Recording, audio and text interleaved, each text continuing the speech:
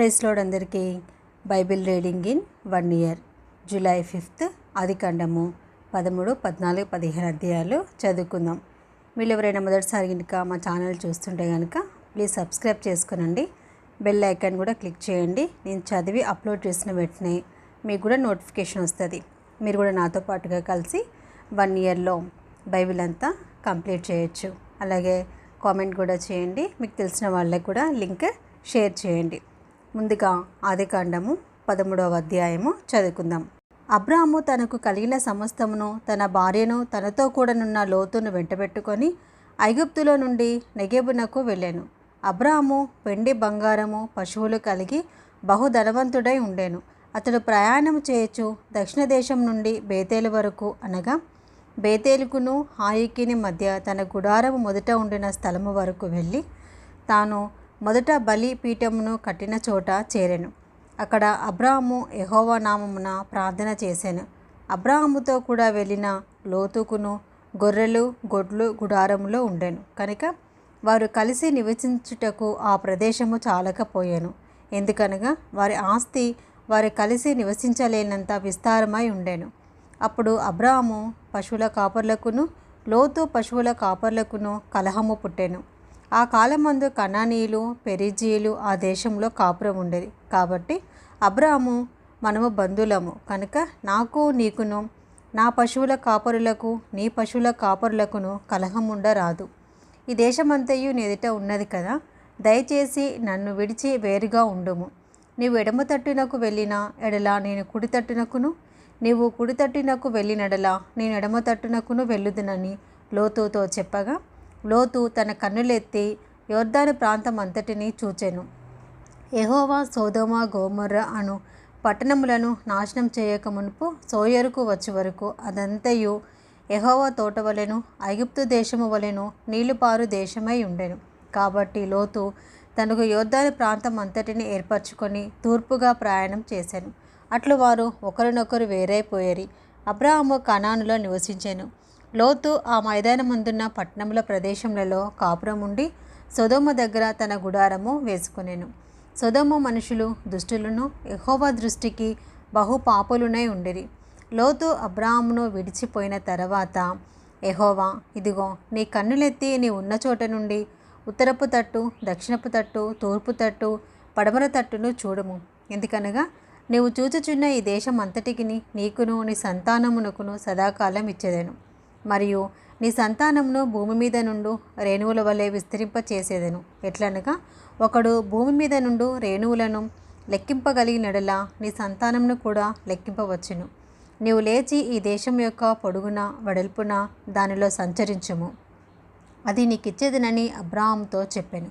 అప్పుడు అబ్రాహాము తన గుడారము తీసి హెబ్రోనులోని మమ్రే దగ్గరనున్న సింధూర వృక్షవనంలో దిగి అక్కడ యెహోవాకు బలిపీఠంను కట్టెను.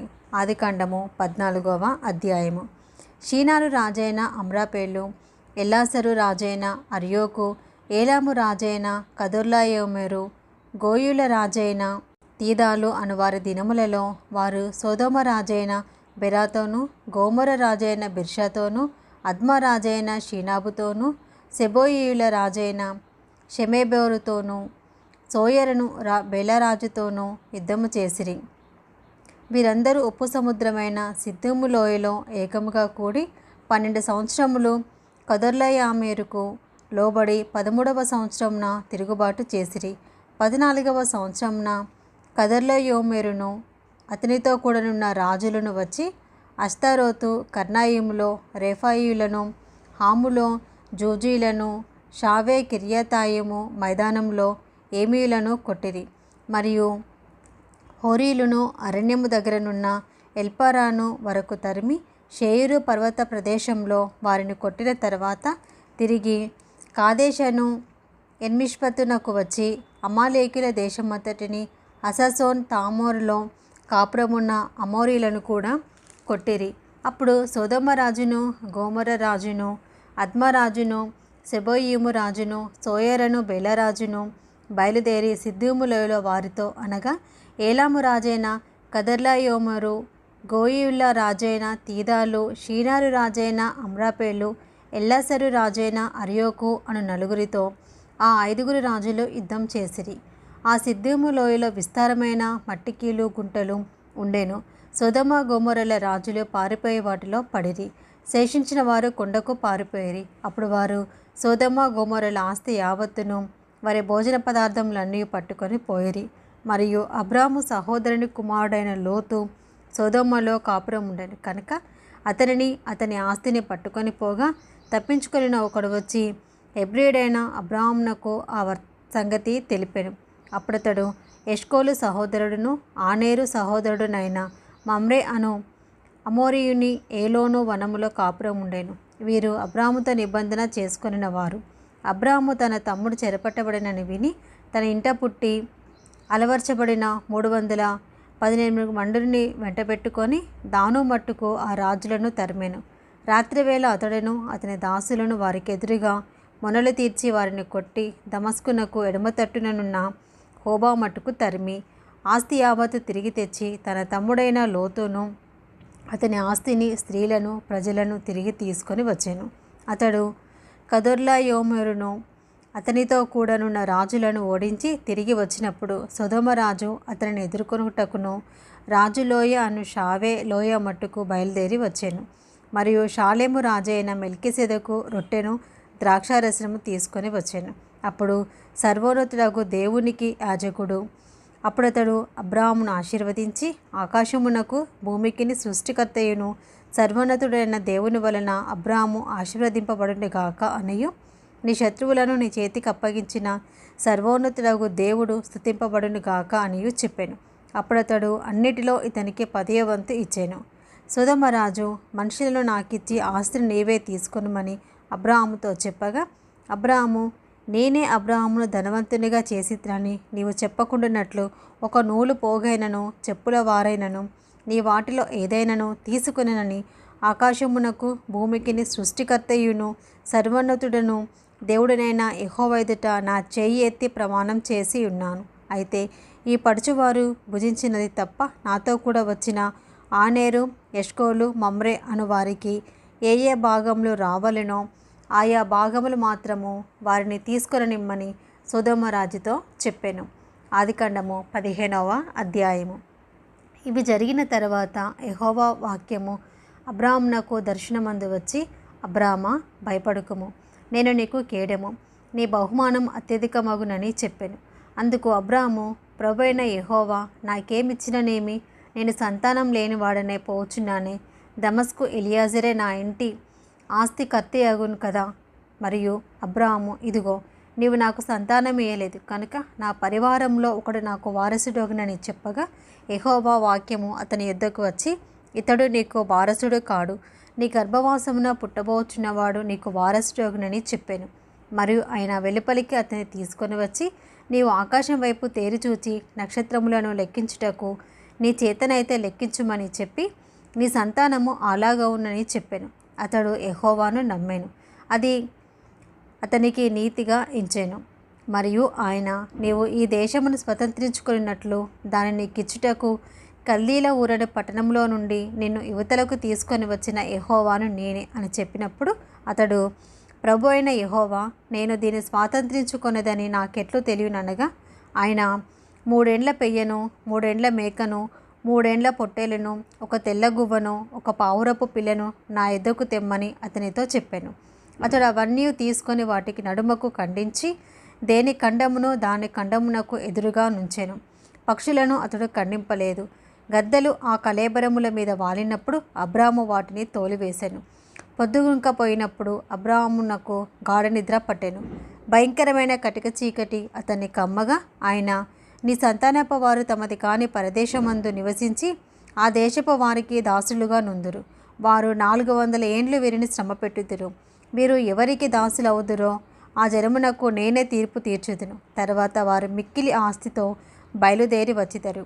నీవు క్షేమముగా నీ పితరుల యొద్దకు పోయేదవు, మంచి వృద్ధాప్యమందు పాతిపెట్టబడదువు.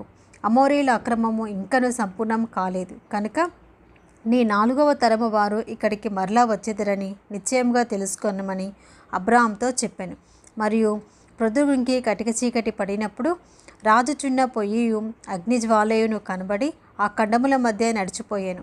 ఆ దినమందే యెహోవా ఐగుప్తు నది మొదలుకొని గొప్ప నది అయిన యూఫ్రటీస్ నది వరకు ఈ దేశమును అనగా కెనీలను, కనిజీలను, కద్మోనీలను, హిత్తీలను, పెరిజీలను, రేఫాయులను, అమోరీలను, కనానీయులను, గిర్గాషీలను, యోబూసీలను నీ సంతానంకిచ్చి ఉన్నానని అబ్రాహాముతో నిబంధన చేసెను. ఆదికాండం 16వ అధ్యాయము. అబ్రాహాము భార్య అయిన శారాయి అతనికి పిల్లలు కనలేదు. ఆమెకు హాగరు అను ఐగుప్తురాలైన దాసి ఉండెను. కాగా శారాయి, ఇదిగో నేను పిల్లలు కనకుండా యెహోవా చేసి ఉన్నాడు. నీవు దయచేసి నా దాసితో పొమ్ము, ఒకవేళ ఆమె వలన నాకు సంతానము కలగవచ్చునని అబ్రాహాముతో చెప్పాను. అబ్రాహాము శారాయి మాట వినెను. కాబట్టి అబ్రాహాము కనాను దేశంలో 10 ఏండ్లు కాపురమున్న తర్వాత అబ్రాహాము భార్య అయిన శారాయి తన దాసి అయిన హాగరను ఐగుప్తురాలిని తీసుకొని తన పెనిమిటి అయిన అబ్రాహామునకు భార్యగా ఉండునట్లు అతనికి ఇచ్చెను. అతడు హాగరుతో పోయినప్పుడు అది గర్భవతి ఆయెను. అది తాను గర్భవతినైతినని తెలుసుకున్నప్పుడు దాని యజమానురాలు దాని దృష్టికి నీచమైనదాయెను. అప్పుడు శారాయి, నా ఉసురు నీకు తగులును, నేనే నా దాసిని నీ కౌగిటికిచ్చిన తర్వాత తాను గర్భవతినైనని తెలుసుకున్నప్పుడు నేను దాని దృష్టికి నీచమనే దాని నైతిని, నాకును నీకును యెహోవా న్యాయం తీర్చునుగాక అని అబ్రాహాముతో అనెను. అందుకు అబ్రాహాము, ఇదిగో నీ దాసి నీ చేతిలో ఉన్నది, నీ మనసు వచ్చినట్లు దాన్ని చేయమని శారాయితో చెప్పాను. శారాయి దాన్ని శ్రమ పెట్టినందున ఆమె యొద్ద నుండి అది పారిపోగా యెహోవా దూత అరణ్యంలో నీటి బుగ్గ యొద్ద అనగా షూరు మార్గంలో బుగ్గ యొద్ద ఆమెను కనుగొని, శారాయి దాసివైన హగరు, ఎక్కడి నుండి వచ్చితివి, ఎక్కడికి వెళ్ళుచున్నావని అడిగినందుకు అది, నా యజమానురాలైన శారాయి యొద్ద నుండి పారిపోవచ్చున్నానెను. అప్పుడు యెహోవా దూత, నీ యజమానురాలి యొద్దకు తిరిగి వెళ్ళి ఆమె చేతి క్రింద అణిగి ఉండుమని దానితో చెప్పాను. మరియు యెహోవా దూత, నీ సంతానమును నిశ్చయముగా విస్తరింపచేసేదెను, అది లెక్కింప వీలు నేనెంతగా విస్తారమవునని దానితో చెప్పాను. మరియు యెహోవా దూత, ఇదిగో యెహోవా నీ మొరను వినెను, నీవు గర్భవతివై ఉన్నావు, నీవు కుమారుని కని అతనికి ఇష్మాయేలు అని పేరు పెట్టుదువు. అతడు అడవి గాడిద వంటి మనుషుడు, అతని చెయ్యి అందరి చేతులు అతనికి విరోధముగా ఉండును. అతడు తన సహోదరులందరి ఎదుట నివసించునని దానితో చెప్పగా అది, చూచుచున్న దేవుడవు నీవే అని పేరు తనతో మాట్లాడిన యెహోవాకు పెట్టెను. ఏలయనగా, నన్ను చూచిన వాణ్ణి నేనిక్కడ చూచితిని కదా అని అనుకొనెను. అందుచేత ఆ నీటి బుగ్గకు బేయర్ లహోయి రోయి అను పేరు పెట్టబడెను. అది కాదేశునికును బేరేదుకును మధ్యనున్నది. తర్వాత హాగరు అబ్రాహామునకు కుమారుని కనెను. అబ్రాహాము హాగరు కనిన తన కుమారునికి ఇష్మాయేల్ అని పేరు పెట్టెను. హాగరు అబ్రాహామునకు ఇష్మాయేలుని కనినప్పుడు అబ్రాహాము 86 ఏండ్ల వాడు. ఇది ఈరోజు భాగం అండి. Praise the lord.